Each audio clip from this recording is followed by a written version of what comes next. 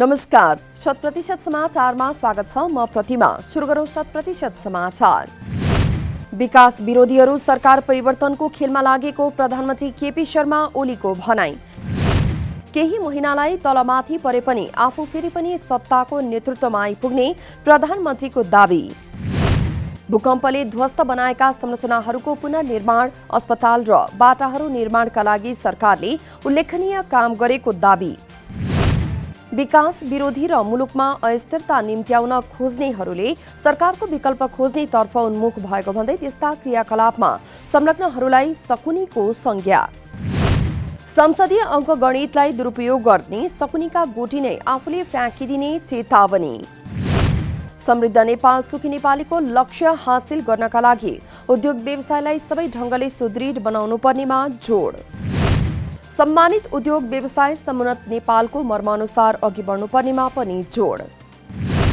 वैदेशिक लगानीका स्टार्टअप बिजनेसका लागि सरकारले तोकेको लगानीको सीमा सही र यथार्थपरक रहेको दाबी। प्रधानमन्त्री ओलीले कोभिड-19ले केही गम्भीर धक्का पुर्याएको भए पनि सरकार सबै क्षेत्रमा सम्हालिएर अघि बढिरहेको र सफलता पनि प्राप्त गरेको जानकारी। आगामी चुनावमा दलहरूसँग मोर्चा बनाएर केपी शर्मा ओलीको पार्टीलाई चौथो स्थानमा झार्ने नेकपा माओवादी केन्द्रका अध्यक्ष पुष्पकमल दाहालको दाबी। अहिले नेपाल पत्रकार महासंघको चुनावमा आफूहरूको पहलमा मोर्चाबन्दी गर्दा राम्रो परिणाम आएको र ओलीको समूहलाई चौथो नम्बरमा पुर्याउन सफल भएको तर्क। जसपाका नेताहरूसँग पनि माओवादीको वेभ लेन्थ पहिलेदेखि नै मिल्दै आएकाले मोर्चा बन्न सक्ने तर्क। यस्तै कांग्रेससँग सरकारमा सहकार्य र चुनावी तालमेल गरेमा आगामी चुनावमा केपी शर्मा ओली चौथो दल हुने दाबी। केही दिनमै नयाँ सरकार बन्ने समेत अध्यक्ष दाहालको दाबी। शुक्रबार कांग्रेस सभापति शेरबहादुर देउवाको निवासमा बसेको 3 दलहरूको बैठक सकारात्मक भएको समेत जानकारी। कांग्रेस पहिलो पटक खुलेर आएको र जसपा पनि सकारात्मक भएकाले नयाँ सरकार बन्ने विश्वास समेत व्यक्त। पार्टी एकता गरेर आफूले गल्ती नगरेको पनि अध्यक्ष दाहालको भनाई। केपी ओलीले भनेका केही कुरालाई सजिलै मानिदिनु आफ्नो गल्ती भएको समेत स्वीकार। आफ्नै संगठनभित्र रहेका शहीद परिवार, घाइते अपाङ्ग, बेपत्ता परिवारसँग सम्बन्ध बलियो नबनाई अर्काको पछि लाग्दा अहिले दुःख पाएको भनाई।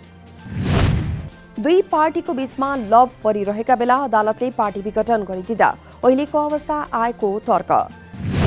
सरकार संविधान र ऐन कानूनलाई मिच्दै राज्य सत्ता कब्जा गर्ने अभियानमा रहेको माओवादी केन्द्रका अध्यक्ष पुष्पकमल दाहालको आरोप।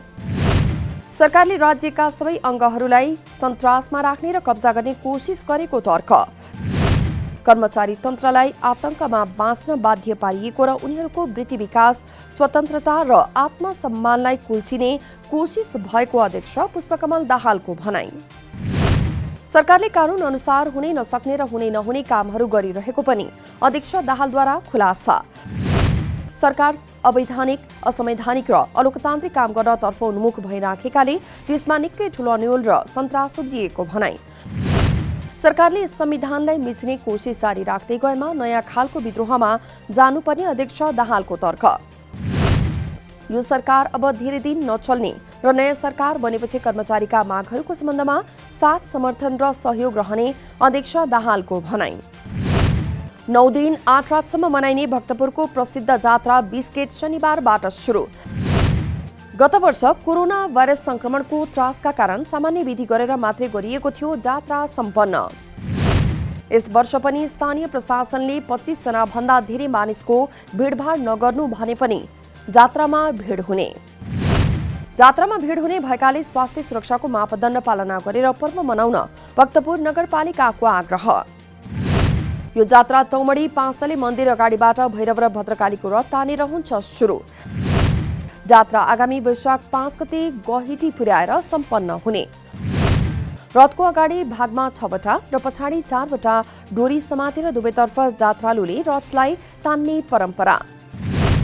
जात्रालाई शान्तिपूर्ण तवरले सम्पन्न गर्न 1500 सुरक्षाकर्मी गरिएका छन् परिचालन। राष्ट्रका विभिन्न क्षेत्रमा योगदान पुर्याएकाहरूलाई सरकारले वितरण गरेको पदकमा नेपालको नयाँ नक्सा प्रयोग नगरिएको भन्दै युवा संघ नेपालद्वारा विरोध प्रदर्शन। शनिबार काठमाडौँको माइतीघर मण्डलामा नेकपा एमाले माधुकुमा नेपाल पक्ष निकट युवा संघ नेपालका नेताहरूले गरेका हुन् विरोध प्रदर्शन। राष्ट्रपति विद्यादेवी भण्डारीले शुक्रबार शीतल निवासमा राष्ट्रका विभिन्न क्षेत्रमा योगदान पुर्याएकाहरूलाई विभिन्न मान पदवी अलङ्कार र पदक गर्नुभएको थियो वितरण। पदकहरूमा नेपालले गत वर्ष अनुमोदन गरेको नयाँ नक्सा प्रयोग नभई पुरानै नक्सा भएको छ प्रयोग। प्रदर्शनकारीहरूले चुच्चे नक्सा प्रयोग नभएका पदक खारेज गर्नुपर्ने लगाएका थिए नारा। काठमाडौँभित्र नै नाकाहरूमा अनिवार्य एन्टिजेन परीक्षण गर्ने निर्णय भएको झण्डै एक साता बित्न लाग्दा पनि निर्णय कार्यान्वयन हुन सकेन। उपत्यकामा कोभिड संक्रमण दर बढेको भन्दै सरकारले उपत्यकाभित्र नै नाकाहरूमा कडाइका साथ एन्टिजेन परीक्षण र निगरानी बढाउने गरेको थियो निर्णय। मुख्य नाकामा एन्टिजेन परीक्षणका लागि आवश्यक जनशक्तिको व्यवस्थापन गर्न नसक्दा परीक्षण प्रक्रिया भएको छ फितलो। नेपाल उद्योग वाणिज्य महासंघद्वारा 10 वर्षे विजन पेपर सार्वजनिक। कोरोनाको कारण रोकिएको साधारण सभा सम्पन्न गर्दै महासंघले आगामी दशकभर दोहोरो अङ्कको आर्थिक वृद्धि दर कायम गर्ने गरी दीर्घकालीन रणनीति गरेको हो सार्वजनिक। अर्थतन्त्र सुधार निजी क्षेत्रको तर्फबाट मुलुकको समृद्धिमा योगदान दिनका लागि राष्ट्रिय आर्थिक रूपान्तरण 2030 को मार्गचित्र तयार पारिएको महासंघका अध्यक्ष शेखर गोल्छाको भनाई। महासंघले आफ्नो दीर्घकालीन योजनामा 34 अर्ब डलरको राष्ट्रिय अर्थतन्त्रलाई 100 अर्ब डलरमा पुर्याउनुका साथै वार्षिक 4 लाखका दरले 22 लाख रोजगारी सृजना गर्नुलाई मुख्य लक्ष्यका रूपमा राखेको जानकारी। योजनालाई सफल पार्न नीतिगत सुधारदेखि कोभिडले थलिएका साना तथा मझौला उद्योगका समस्याको पहिचान, अर्थतन्त्रको सुधार गर्ने कार्यमा सरकारसँग सहकार्य गर्ने अध्यक्ष गोल्छाको भनाई। पछिल्लो 24 घण्टामा नेपालभित्र थप 337 जनामा कोरोना भाइरसको संक्रमण पुष्टि। 3532 जनाको पीसीआर परीक्षण गर्दा 337 जनामा संक्रमण पुष्टि भएको स्वास्थ्य तथा जनसङ्ख्या मन्त्रालयद्वारा जानकारी। थपिएका सँगै नेपालमा कुल संक्रमित संख्या 2,79,725 पुग्यो। पछिल्लो 24 घण्टामा 1 जनाको मृत्यु भएसँगै कोरोना संक्रमणबाट मृत्यु हुनेको संख्या 3039 पुगेको मन्त्रालयको तथ्याङ्क। हाल देशभर सक्रिय संक्रमित संख्या 2800 जना रहेको पनि मन्त्रालयद्वारा जानकारी। आरोहणका लागि थप हिमाल खुल्ला गर्न सरकार तयार। पर्याप्त अध्ययन र व्यवसायीहरूसँगको सहकार्यमा सरकारले हिमाल खुलाउने गरेको हो तयारी। पछिल्लो समय आरोहणका लागि खोलिएका हिमालहरू पनि गएका छन् बन्द हुँदै। संस्कृति पर्यटन तथा नागरिक उड्डयन मन्त्री भानुभक्त ढकालले थप हिमाल खुल्ला गर्ने उद्घोष गरेपछि पर्वतारोहण व्यवसायीहरू खुसी। हाल 27 वटा हिमाल मात्रै आरोहण गर्ने अनुमति दिएको र व्यवसायीहरू प्रतिबद्ध भए थप हिमाल खुलाउन समस्या नहुने भनाई। कोरोना महामारीका कारण पर्यटन क्षेत्र थिलथिलो भएको पर्वतारोही व्यवसायीहरूको गुनासो। पर्यटन क्षेत्रलाई उकास्न विभिन्न सुधारका कार्यक्रमहरू ल्याउन समेत माग। लमजुङको मर्स्याङ्दी करिडोरमा निर्माणाधीन 220 केबी राष्ट्रिय प्रसारण लाइन प्रभावितहरूले आफ्नो लाल पूर्जा जलाए। राष्ट्रिय प्रसारण लाइन निर्माणका क्रममा यसअघिका विवाद समाधान नहुँदै क्षतिपूर्तिका लागि सूचना जारी गरेको भन्दै प्रभावितहरूले विरोध स्वरूप जलाएका हुन् लाल पूर्जा। जिल्ला प्रशासन कार्यालय लमजुङले 220 केबी प्रसारण लाइन अन्तर्गत लमजुङका प्रभावितहरूलाई क्षतिपूर्ति लिन र उक्त जग्गाभित्र घर बनाउन तथा रुख बिरुवा रोप्न गरेको थियो निश्चित। विगत 4 वर्ष अघिदेखिका समस्याको कुनै सम्बोधन नगरी जनताको अधिकार खोज्ने काम गरेको भन्दै प्रभावितहरू उत्रिएका छन् विरोधमा। आफ्नो नाममा भएको जग्गा आफैले उपभोग गर्न नपाएपछि सुकुम्बासी बन्नु परेको उनीहरूको गुनासो। लाल पूर्जा जलाउनु अघि एक पिक लमजुङको अगुवाईमा प्रभावितहरूले जिल्ला प्रशासन कार्यालय पुगेर विभिन्न मागसहित प्रशासनको गराएका थिए ध्यानाकर्षण। प्रभावितहरूको हक अधिकार र न्यायको निम्ति सम्बन्धित निकायले कुनै चासो नदिँदा पीडितहरूको पक्षमा वकालत गर्दै आएको एफपिक लमजुङको भनाई। नवलपुरको हुप्सेकोट गाउँपालिका वडा नम्बर 3 मा रहेको 100 बिघा जग्गा सुकुम्बासीका नाममा गैर सुकुम्बासीले कब्जा गरेको खुलासा। 2040 सालदेखि 2055 सालसम्म पटक पटक सुकुम्बासी आयोगले जग्गा दिएको भए पनि उक्त जग्गा गैर सुकुम्बासीले ओगटेको खुलासा।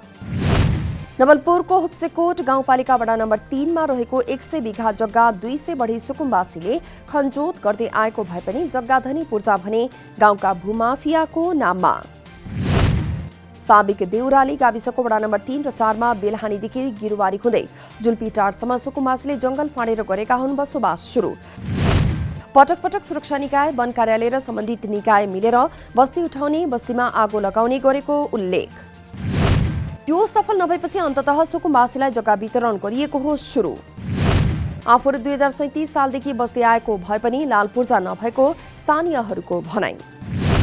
विश्व स्वास्थ्य संगठनद्वारा धनी र गरिब देशबीच कोरोना भाइरस विरुद्धको खोप वितरणमा भइरहेको असमानताको आलोचना।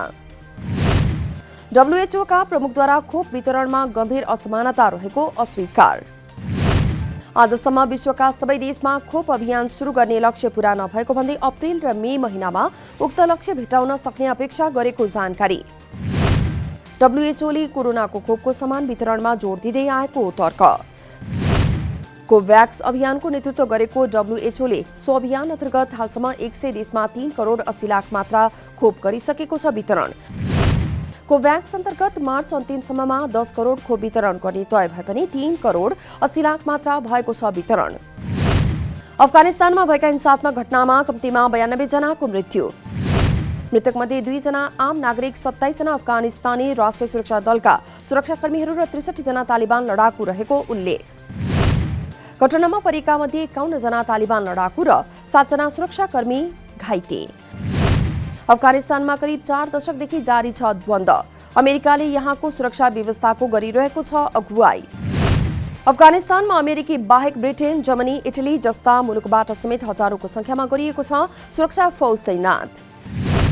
म्यानमारमा सेनाका क्याप्टेनको सहयोगीलाई हत्या गरेको आरोपमा 19 जनालाई मृत्युदण्डको सजाय। गत फेब्रुअरी 1 मा भएको सैन्य कुपछि यस्तो सजाय सुनाइएको यो पहिलो घटना। गत मार्च 27 मा याङ्गुनको उत्तरी जिल्लामा उक्त हत्या भएको अन्तर्राष्ट्रिय समाचार संस्थाहरूमा गरिएको छ उल्लेख। सो जिल्लामा फौजी कानून लागू गर्दै कोर्ट मार्शललाई सजाय सुनाउने दिइएको छ अधिकार। जननिर्वाचित सरकारलाई अपदस्थ गरेका सैन्य नेतृत्वले आगामी 2 वर्षभित्र ताजा निर्वाचन गरिने समेत दिएको छ जानकारी। 19औं आहारा गोल्ड कप फुटबल प्रतियोगिताको उपाधि सङ्कटा क्लबलाई। पेनाल्टीमा अफ्रिकन रोड्स एसोसिएसनलाई 4-2 गोल अन्तरले हराउँदै सङ्कटाले जितेको हो उपाधि। पेनाल्टीमा सङ्कटाका अमित तामाङ, सुभाष गुरुङ, निरज बस्नेत, आयुष कलानले गरे गोल। प्रतियोगिताको विजेता सङ्कटाले 10,01,000 रुपैयाँ पारेको छ पुरस्कार हात। उपविजेता बनेको अफ्रिकन रोड्सले 5,01,000 रुपैयाँ गरेको छ प्राप्त। पहिलो संस्करणको ललितपुर मेयर कप महिला T20 क्रिकेट प्रतियोगिताको उपाधि सशस्त्र प्रहरीको APF क्लबलाई। कीर्तिपुर मैदानमा भएको फाइनलमा सुदूरपश्चिम प्रदेशलाई 8 विकेटले हराउँदै APFले जितेको हो उपाधि। सुदूरपश्चिमले दिएको 107 रनको लक्ष्य APFले 16 ओभर 2 बलमा मात्र 2 विकेट गुमाएर गरेको हो पूरा। APFको जितमा ज्योति पाण्डेले सर्वाधिक 36 रन बनाइन् भने सीता राणा मगर 27 रनमा भइन् आउट। इन्दु वर्मा 19 र ममता चौधरी 15 रनमा रहे नट आउट। 100% समाचार अहिलेलाई यति नै। नमस्कार।